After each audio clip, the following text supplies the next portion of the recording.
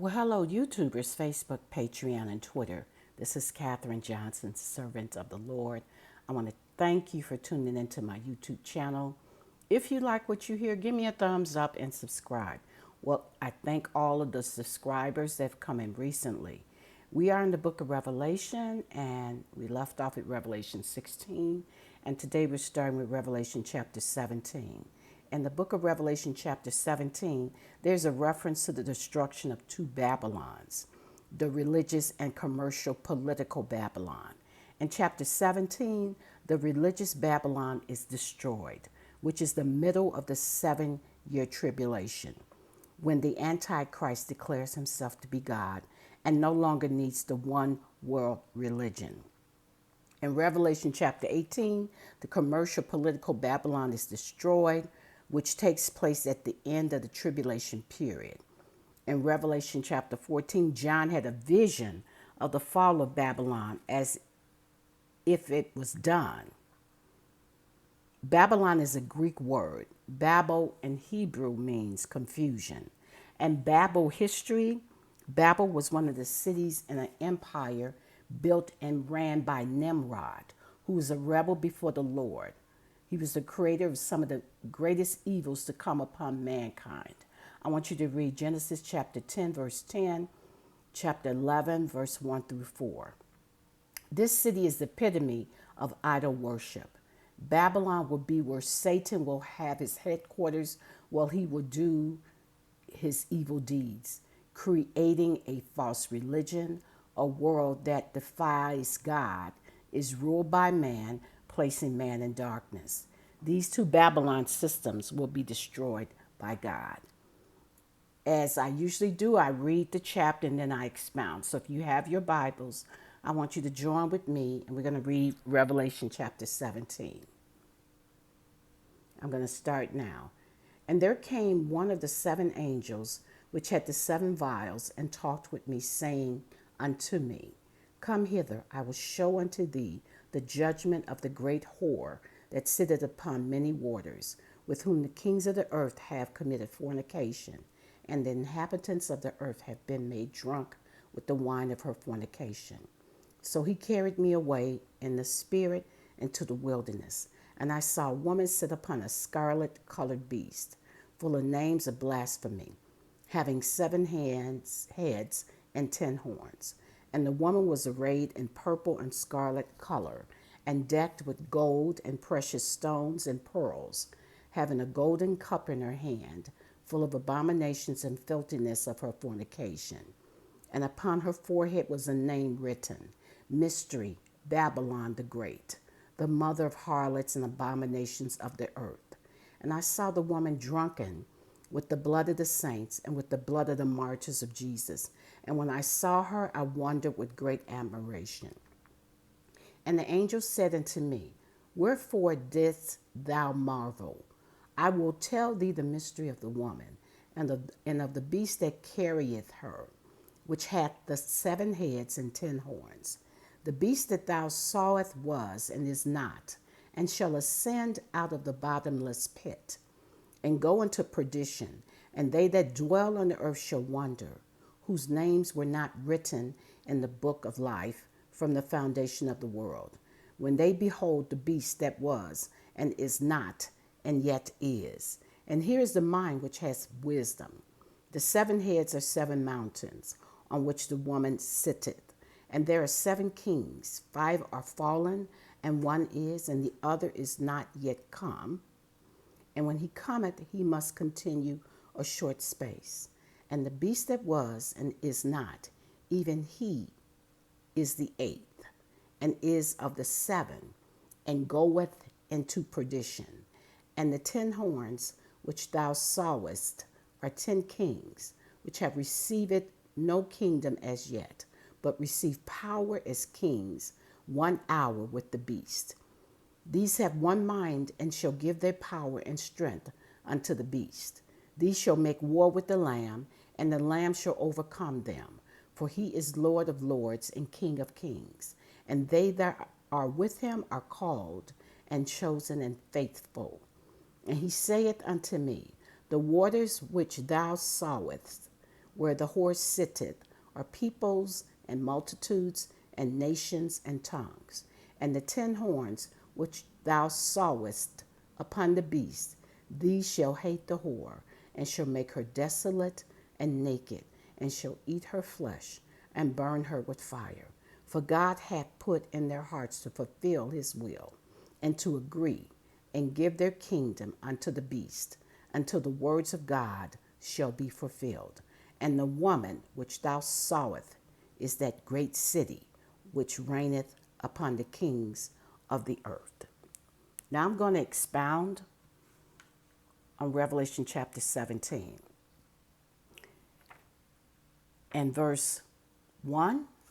And there came out of the 7 angels which had the 7 vials, and talked with me, saying unto me, Come hither, I will show unto thee the judgment of the great whore that sitteth upon many waters.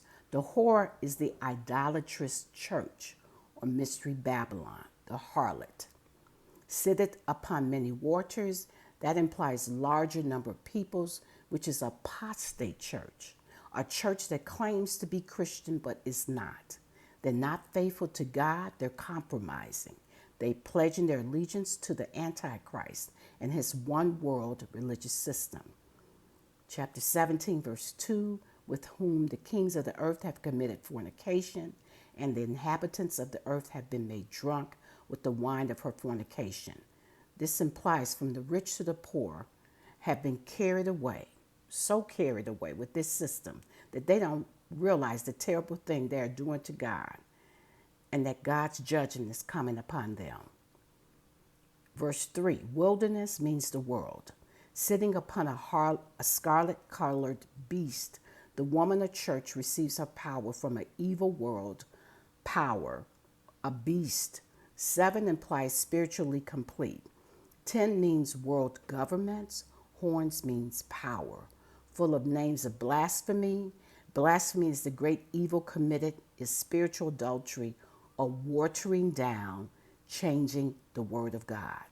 Verse 4, and the woman was arrayed in purple, false godliness in the church, and scarlet color, and decked with gold and precious stones and pearls. This implies wealth, being wealthy and attractive.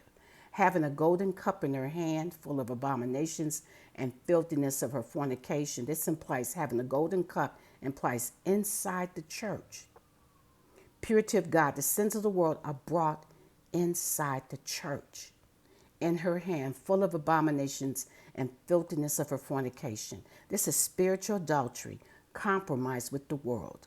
Oppression of God's people is idol worship, is preaching a false religion, watering down of Jesus. I want you to read Genesis chapter 11, verse 1 through 9, Jeremiah chapter 44, verse 16 through 19, and Ezekiel chapter 8, verse 9 and 14.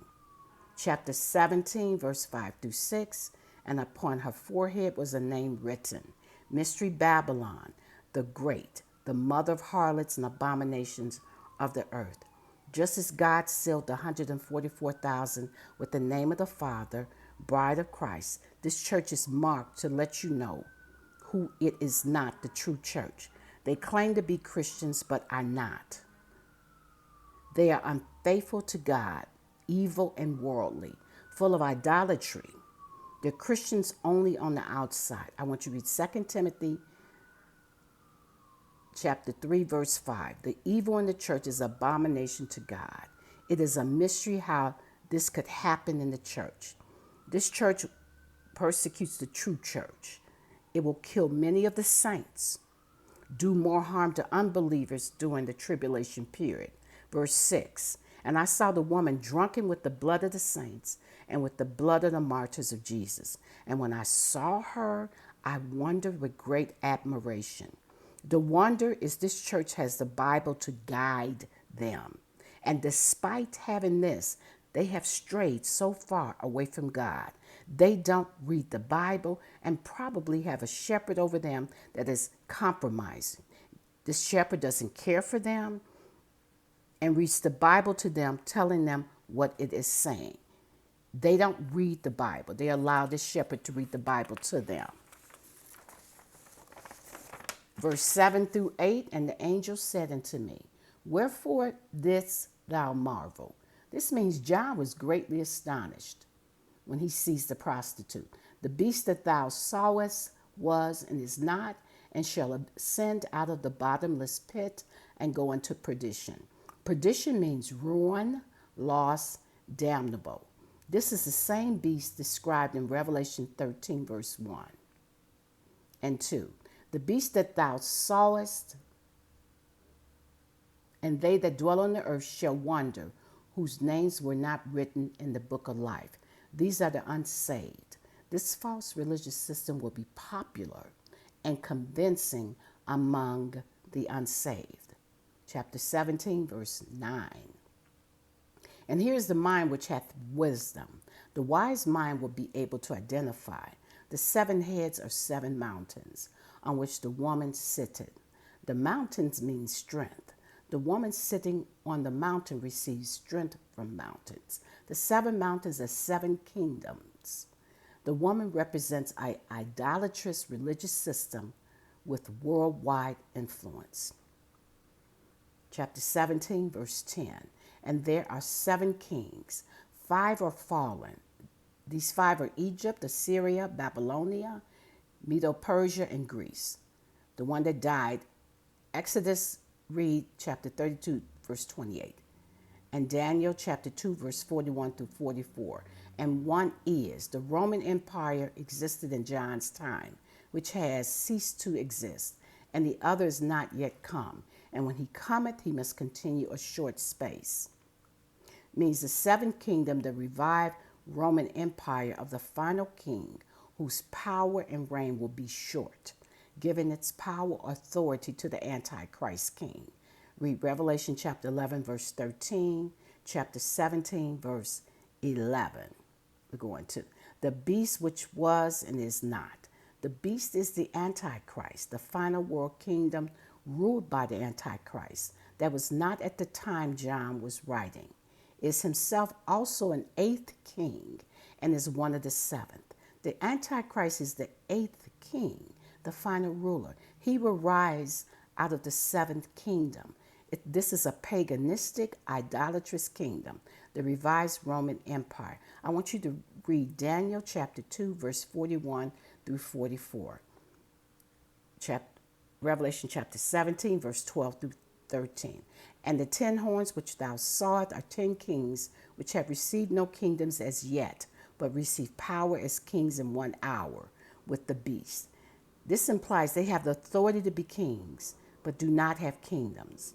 These are 10 common markets or federations of nations arising out of a reformed old Roman Empire that will give their political and military power to the beast to wage against Christ.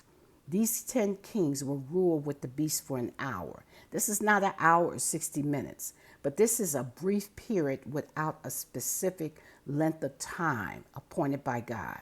I want you to read Matthew chapter 24, verse 36 and 44, chapter 50, verse 12, and Revelation chapter 25, Matthew chapter 25, verse 13. These have one mind and shall give their power and strength unto the beast. They are unified and have one purpose. All that they represent, possess, their assets, etc., they give to be used by the beast to conquer the earth. Chapter 17, verse 14. These shall make war with the Lamb, and the Lamb shall overcome them, for he is Lord of lords and Kings of kings. This means that the beast and these kings shall come to fight Christ. And the chosen and faithful. These are the sold out, Bible-believing, praying, true believers. I want you to read 1 Peter chapter 2, verse 9, and Revelation chapter 1, verse 6. This all occurs at the battle of Armageddon, and the Lamb, Christ, shall overcome. This means prevail over. He will win the battle over the Antichrist and his kings. Verse 15, and he saith unto me, the water which thou sawest, where the horse sitteth, are peoples and multitudes and nations and tongues. The waters mean all of humanity will be represented into Antichrist's kingdom. This means hundreds of millions of people lost. Verse 16, and the 10 horns which thou sawest upon the beast, these shall hate the whore, and shall make her desolate and naked with, and shall eat her flesh, and burn her with fire. For God hath put in their hearts to fulfill his will. In Revelation chapter 13, during the middle part of the tribulation, the deadly wound of the Antichrist will be healed by Satan's indwelling, simulating the resurrection of Christ, seeking autocratic rule, seeing the harlot advance her religious cause. The wrath of the 10th Federation of Nations and the Antichrist will cause them to hate and turn up against the religious Babylon, destroy the harlot, the whore, the apostate church. Eat her flesh and burn her with fire speaks of destruction and confiscation of wealth and power of the harlot, the apostate church, by war. From this time on, the world does not worship the religious Babylon, but Satan by taking his mark. God's will. All creatures, including the devil, is subject to God's plan and have to do what God tells them to do to fulfill his word. Verse 18, and that woman which thou sawest is that great city. This is the religious system which reigneth over the kings of the earth. Biblically, the woman is a spiritual religious movement. The harlot is evil spiritual religious movement. Babylon, religion of idolatry that dominates the world. This is the end of Revelation chapter 17. I will be back with Revelation chapter 18. God bless.